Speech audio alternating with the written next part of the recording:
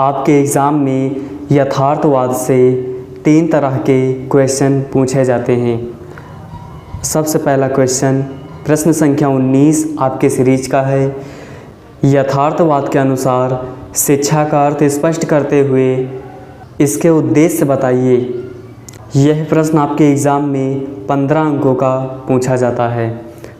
प्रश्न संख्या 7 यथार्थवाद के प्रमुख सिद्धांत बताइए। यह प्रश्न आपके एग्ज़ाम में 8 अंकों का पूछा जाता है। और प्रश्न संख्या 14 यथार्थवादी शिक्षण विधियों पर प्रकाश डालिए। यह प्रश्न आपके एग्ज़ाम में 8 अंकों का पूछा जाता है। इसलिए आज हम इस वीडियो में यथार्थवाद के तीनों प्रश्नों का अध्ययन करेंगे, जिससे आपके एग्ज़ाम में कहीं से भी यथार्थवाद से संबंधित प्रश्न आए तो आप उन्हें आसानी से कर सकें। यथार्थवाद के अनुसार शिक्षा का अर्थ। यहाँ पर टाइपिंग में थोड़ा सा मिस्टेक हो गया है। यथार्थवाद विद्यालय को मनुष्य बनाने का स्थान मानता है।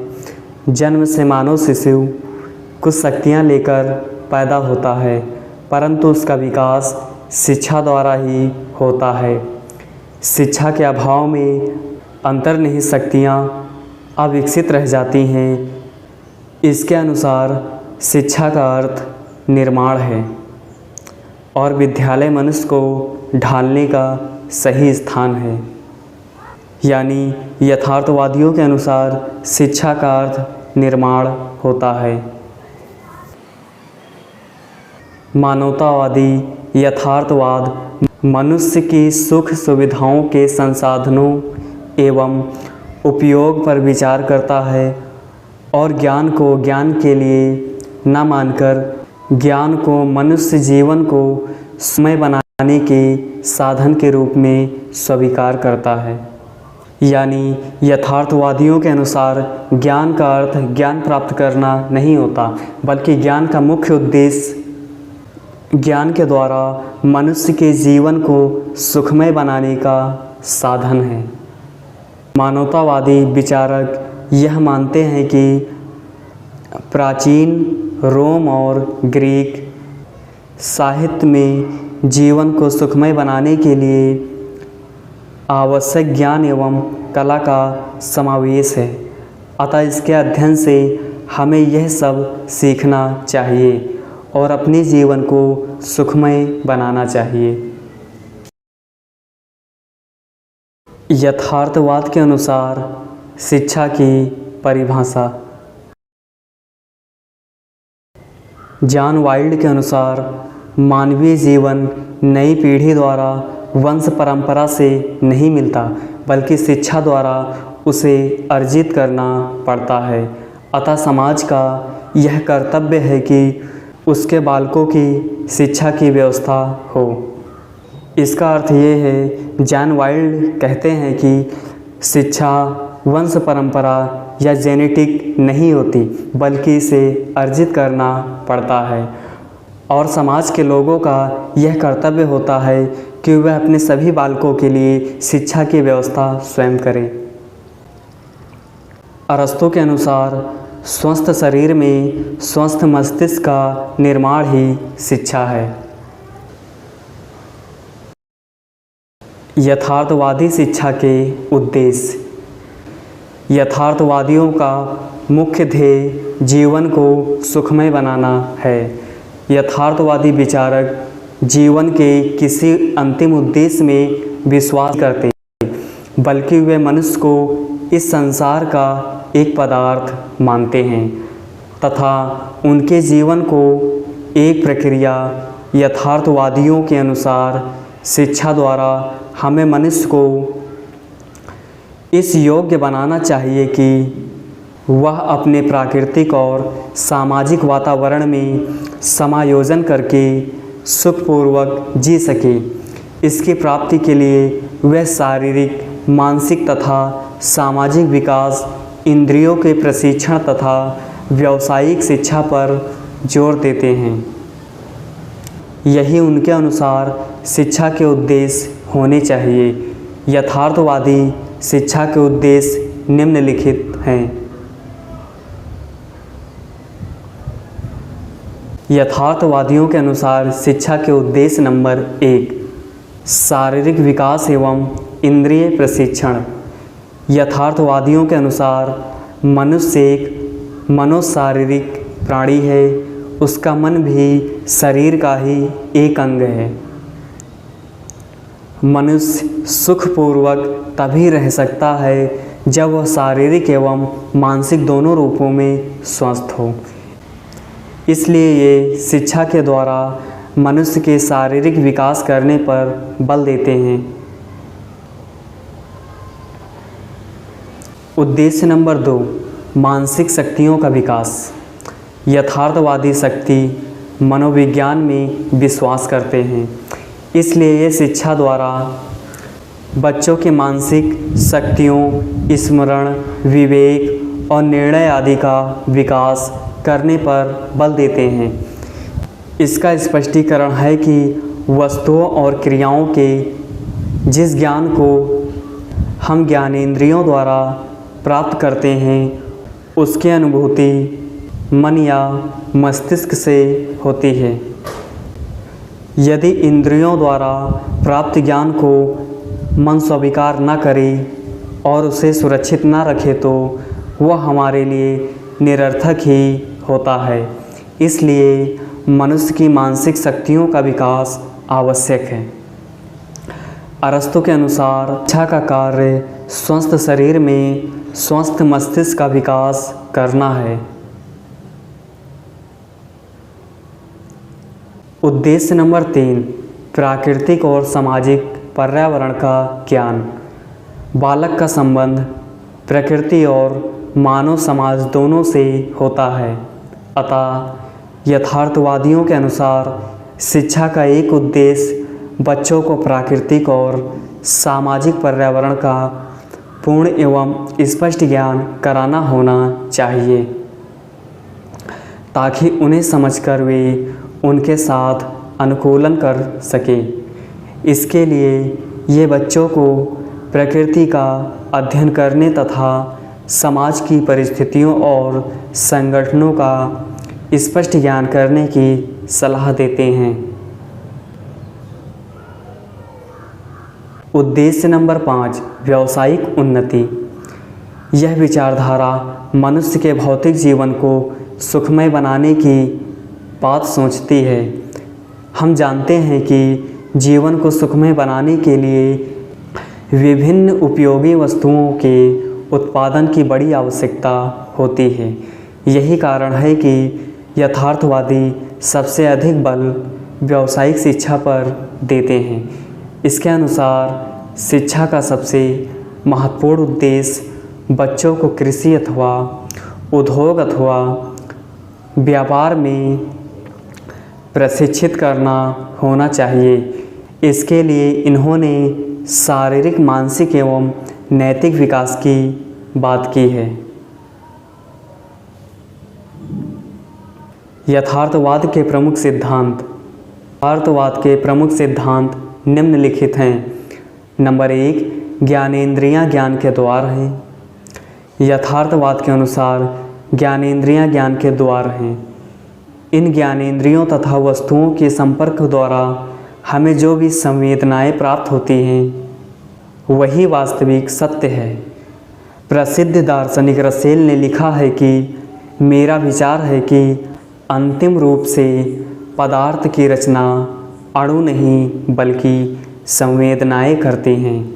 मैं विश्वास करता हूँ कि हमारे मानसिक जीवन के रचनात्मक भाव पूर्ण रूप से संवेदनाओं तथा प्रतिमाओं में निहित होते हैं। सिद्धांत नंबर 2 यथार्थवादी दार्शनिक निरीक्षण तथा उपयोग पर बल देते हैं। इस विचारधारा के अनुसार किसी मनुष्य को उस समय तक स्वीकार नहीं किया जा सकता जब तक उसका पूर्ण रूपेण विश्लेषण न हो गया हो।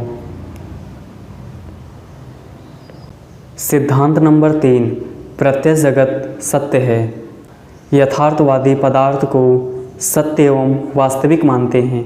अतः इस वाद के अनुसार केवल प्रत्यक्ष जगत ही सत्य है। यथार्थवादियों का दावा है कि इस जगत से परे कोई और जगत नहीं है। अतः आदर्शवादियों की भांति वे प्रत्यक्ष जगत में बिल्कुल विश्वास नहीं करते। जे.एस. रास ने ठीक ही लिखा है, यथार्थवाद केवल बाह्य जगत की सत्ता को स्वीकार करता है। अतः यह आत्मगत आदर्शों का उल्टा है। सिद्धांत नंबर 4, आदर्शवाद के वर्तमान व्यवहारिक जीवन का महत्व। यथार्थवाद के अनुसार आध्यात्मिक जगत को ज्ञानेंद्रियों द्वारा नहीं समझा जा सकता। अतः इस वाद के समर्थन आदर्शवादी दर्शन द्वारा प्रतिपादित आदर्शों, मूल्यों, नियमों तथा स्वर्ग एवं नरक के चक्कर में नहीं पड़ते, बल्कि भौतिक जगत की सत्यता पर बल देते हुए प्रत्यक्ष वस्तुओं तथा मानव के व्यवहारिक जीवन को अधिक महत्व देते हैं। अर्थात यथार्थवाद स्वर्ग और नरक को नहीं मानता। उसका कहना यह है कि भौतिक जगत ही सत्य है, जो मानव के जीवित रहने तक मानव को सुख प्रदान करे, वही सत्य है। इस प्रकार यथार्थवाद के अनुसार मानवीय जीवन का लक्ष्य सुखी जीवन व्यतीत करना है, जो केवल उस समय ही संभव हो सकता है जब भौतिक जगत का अधिकतम वस्तुओं का ज्ञान प्राप्त करके उसका पूरा उपयोग किया जाए। सिद्धांत नंबर 5, आदर्शवाद का विरोध। यथार्थवादी विचारधारा में कल्पना का कोई स्थान नहीं है। यथार्थवाद इस बात का दावा करता है कि आत्मा, परमात्मा तथा परलोक शब्द केवल कल्पना की ही उपज है। अतः यह विचारधारा आत्मा और परमात्मा के अस्तित्व संबंधित दर्शन का विरोध करती हैं। वैज्ञानिक की भांति भौतिक विज्ञान के तत्वों को स्वीकार करती हैं।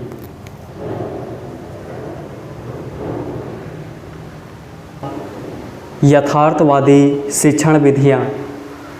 यथार्थवादियों ने शिक्षण विधि के संबंध में शिक्षा के क्षेत्र में विशेष योगदान दिया है, क्योंकि विभिन्न यथार्थवादियों ने भिन्न भिन्न शिक्षण विधियों का प्रतिपादन किया है। उनके द्वारा बालक सहजता से ज्ञानार्जन कर सके। यह शिक्षण विधियाँ कुछ इस प्रकार हैं।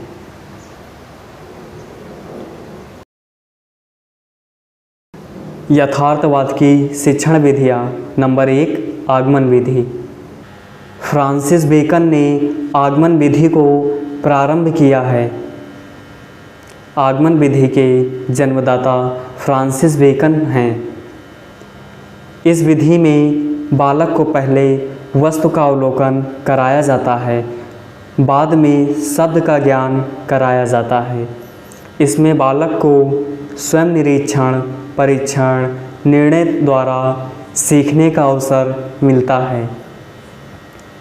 इसने शिक्षण में दृश्य श्रव्य साधनों के प्रयोग पर बल दिया है। नंबर 2, ज्ञानेंद्रिय प्रशिक्षण। कमेनियस ने बालकों की शिक्षा में ज्ञानेंद्रियों के प्रशिक्षण पर विशेष बल दिया था और शिक्षण विधि के संबंध में अनेक नियम प्रतिपादित किए थे। उनका उपयोग आज भी हो रहा है। फर्नियस का कथन है, हम ज्ञानेंद्रियों, बुद्धि तथा देवीय प्रकाशन के माध्यम से ज्ञान प्राप्त करते हैं। मिल्टन वास्तविक वस्तुओं का ज्ञान कराने का समर्थक था। इसी कारण उसने युवकों की शिक्षा में भ्रमण या सरस्वती यात्राओं को विशेष महत्व दिया है। मिल्टन का मत था कि इसके द्वारा दृष्टिकोण की संकीर्णता को दूर करके उसको विस्तृत बनाया जा सकता है।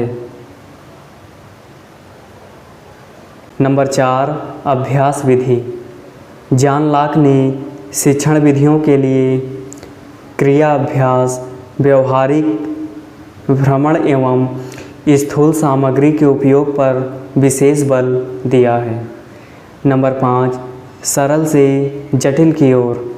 स्पेंसर ने शिक्षण विधि में सरल से जटिल, ज्ञात से अज्ञात की ओर शिक्षण सूत्र का प्रतिपादन किया है।